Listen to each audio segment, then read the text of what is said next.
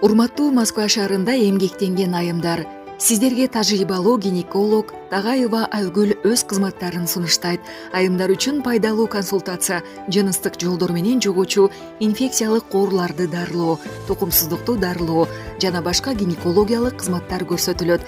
Биздин дарек метро Нахимовский проспект, биздин байланыш жана WhatsApp номер +7 966 133 61 92. Тартынбай келе бериңиз. Ден соолук биринчи орунда.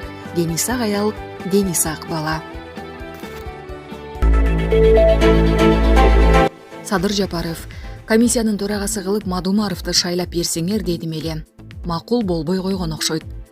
Комиссиянын төрагасы кылып Мадумаровду шайлап берсеңер дедим эле. Тилекке каршы макул болбой койгону. Айтор Исхак Масалиев комиссиянын төрагасы болуптур. Мейли кимиси болсо да Кумтөргө барышсын, ийне жибине чейин текшерип келишсин, анан элге жарыя кылышсын. Мындай пикирин президент Садыр Жапаров Кабар маалымат агенттигине берген кезектеги маегинде билдирди. Анда мамлекет башчысы Кумтөр боюнча депутаттык комиссия түзүлгөнүн билдирген. Айрым ою бузук жарандар, бир депутатыбыз ишек санап, Жапаровтар алтын урдап жатат. 19 тонна алтын жоголуптур деп жала жабууга аракеттерди кыла баштаганда, өзүм темилге көтөрүп, депутаттардан турган комиссия түзгүлө деп эл өкүлдөрүнөн сурандым. Канча алтын казылыптыр, кайда сатылыптыр, канчасы улуттук банкта сакталуу экен, урдалыптырбы же урдалбаптырбы, баарын айтып беришсин. Кыргызстандын тарыхында чогулбаган көлөмдөгү алтын бүгүнкү күндө чогулуп, улуттук банкта сакталып турат. Өз көздөрү менен көрүп келишсин дейт президент. Садыр Жапаров Кумтөр алтын кенин кайтарып алган учурда жакын туугандарына анын ишмердүүлүгүнө аралашпоону эскерткенин билдирди. Биз Кумтөрдү кайтарып алган күнү эле тааныш билиштерибиз жумушка киргизип койсоңор деп эшик кага башташты. Мен бардык туугандарымды чогултуп алып, Кумтөргө жолобогула. Бир дагы кишини жумушка киргизбегиле. Кийин ар кандай болуп, Кумтөр иштебей калса, мына силер адис эмес адамдарды киргизип атып, иштете албай калдым деген сөзү болот деп айттым. Жоопкерчилик Теңиз мырзанын өзүндө болсун. Бошогон орундар болсо, өзү кызматка алып, өзү жооп берсин деп Теңиз мырзанын өзүнө толук укук берген. 1 килограмм эт, 1 килограмм картошка дагы сатпагыла. Кыскасы жакындашпагыла деген. Ошол күндөн ушул күнгө чейин бир дагы жакын тууганым Кумтөр менен иш кылбайт. Теңиз бөлтүрүүгө биринчи күндөн баштап какшап айтып келдим. Теңиз мырза, мындан ары сиз чет мамлекеттерде жеке менчик ишкананы башкарып жүргөндөй башкарбаңыз.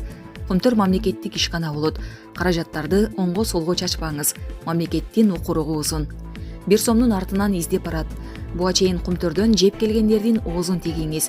Өзүңүздө урдабаңыз. Таза иштеңиз деп Кумтөрдүн бир тыйынына да аралашкан жокмун. Ошонун баштап эле таза иштеп жатам деп бизди ынандырып келген. Биз болсо Кумтөр Кыргызстанга толук өткөнгө чейин ызычуу кылбай туралы деп текшерүү жибербей турдук.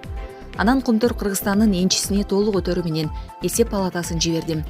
3 ай текшерип келишти. Сатып алууларда коррупциялык элементтер аныкталды. Жыйынтыгында Теңиз мырза жана башка тиешеси бар жетекчилер камалды. Азыр тергөө жүрүп жатат деп белгиледи Жапаров. Президент белгилегендей, Кумтөр боюнча бардык маалымат эл үчүн ачык болот. Эгерде эсеп палатасы же мамлекеттик органдар көрбөй, билбей калган кемчиликтери болсо, түзүлгөн депутаттык комиссиянын жардамы менен ачыкталарына ишенимин айткан. Булак супер кежи. Президент Мадумаров өмүр бою парламенттен чыкпай отура берип, теоретик болуп калган. Практикалык иш жасап көргөн эмес. Мамлекет башчысы Садыр Жапаровдун Кабар маалымат агенттигине берген кезектеги маеги чыкты. Анда журналист тарабынан Кемпир абад боюнча Жогорку кеңештин тармактык комитети эки тараптуу макулдашууну жактырды. Бирок ошол эле учурда айрым депутаттар тагыраагы Адахан Мадумаров сууну кыргыз тарап тазалайт экен, форс-мажор болсо горизонтал белгиси өзгөрө берет экен деген маанайда ЖМКга билдирүү жасады. Бул жагы кандай болот деген суроо берилди. Мадумаров өмүр бою парламенттен чыкпай отура берип, теоретик болуп калган. Практикалык иш жасап көргөн эмес. Ошол үчүн практика жүзүндө кандай иштер болуп каларын билбейт. Бул жердеги форс-мажор деген сөз боюнча өткөндө ушул жыл азыркы кыйчалыш кырдаалда кирди чыкты маселеси кыйнап жатабы? Москва шаарындагы мекендештерге Москва Казакстан ишенимдүү кирди чыкты кызматын сунуштайбыз. Биздин тажрыйбалуу айдоочулар жана таза тыккан унааларыбыз кызматыңыздарда.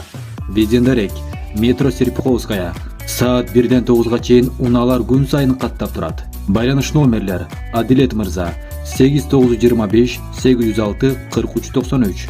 24 saat бою байланыштабыз. Ойлонбой чала бериңиздер. Коопсуздук биринчи орунда.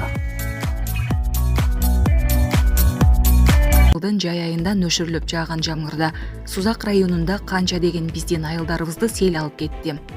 Ошол күнү биз өзбек тарапка чыгып, сууну жаба тургула деп жаптырдык. Албетте сууну жапканда горизонт бир аз көтөрүлөт. Көп болсо 20-30 сантиметр көтөрүлөт. Эгер жаппаганда андан да көп айылдарыбызды сел агызып кетет эле. Жаан токтогондон кийин кайра аштырдык. Мына ушундай учурларды форс-мажор деп коет. Ушундай учурларды гана. Азыр эми биз дагы плотинаны башкарууга кирип атабыз да. Мындан ары мындай учурларда маселе жаралса, эки тарап чогуу эле маселени жеринде чечип кете беришет. Суу азайышы мүмкүн. Бирок 900дөн өйдө көтөрүлбөйт. Ал эми сууну биз тазалап берет экенбиз дегени акылга сыйбайт. Андай маселе жок. Эмне суунун алдына түшүп алып, тумшугу менен таш түртөбү же кум шыпырабы?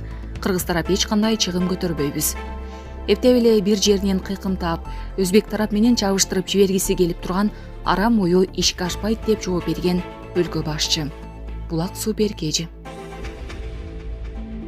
Баарына жооп берсин. Президент Теңиз Бөлтүрүктүн камалышы тууралуу пикирин айтты. Президент Садыр Жапаров кабар маалымат агенттигине берген бүгүнкү маегинде Теңиз Бөлтүрүктүн камалышы боюнча да пикирин айтты.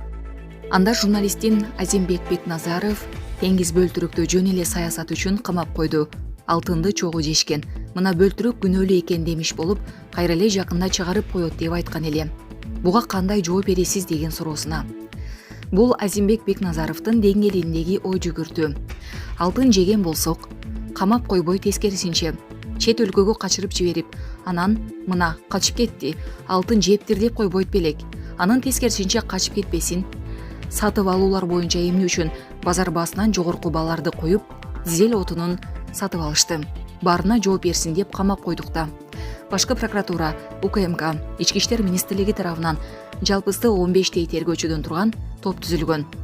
Азыр тергөө амалдары жүрүп, бардык маселелер боюнча текшерип жатышат. Тергөө иштери бүтсүн, канча чыгым алып кетишкени аныкталсын, чыгымды ордуна койсун. Бизде принцип ушундай, себеби ал элдин байлыгы да. Андан кийин анан көрөбүз деп жооп берген өлкө башчы. Булак Суперкежи. Саламаттык сактоо министрлиги Россиядан көчүп жүрүүчү 2 комплекс алды. Россия Кыргызстанга жугуштуу ооруларды аныктай турган мобилдик жабдууларды берди. Бул тууралуу Саламаттык сактоо министрлигинин маалымат кызматынан кабарлады. Жардам Роспотребнадзор тарабынан Чыгыш Европа, Кавказ жана Борбордук Азия өлкөлөрүндө жугуштуу оорулардын алдын алуу жана диагностикалоо кызматтарын колдоонун алкагында көрсөтүлдү. Министрдин орун басары Бөбүжан Арыкбаева Россия тарапка натыйжалуу эпидемиологиялык көзөмөлдөө тутумун түзүп, Кыргызстанда жугуштуу оорулардын алдын алуу жана диагностикалоону жакшыртуу мүмкүнчүлүгү үчүн ыраазычылык билдирди.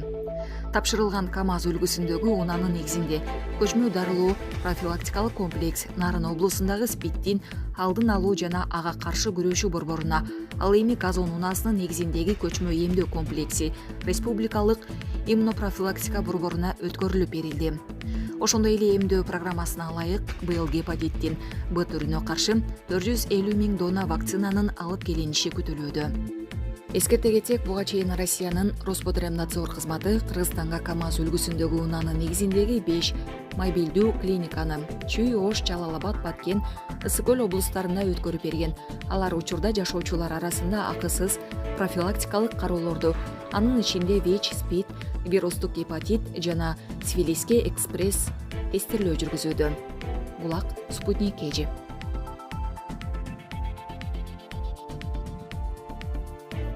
Орусия Индияга мунай саткан ири өлкөлөрдүн саппашына чыкты. Орусия Сауд Аравия менен Ирактан озуп, октябрда Индияга эң көп мунай жиберген өлкө болду.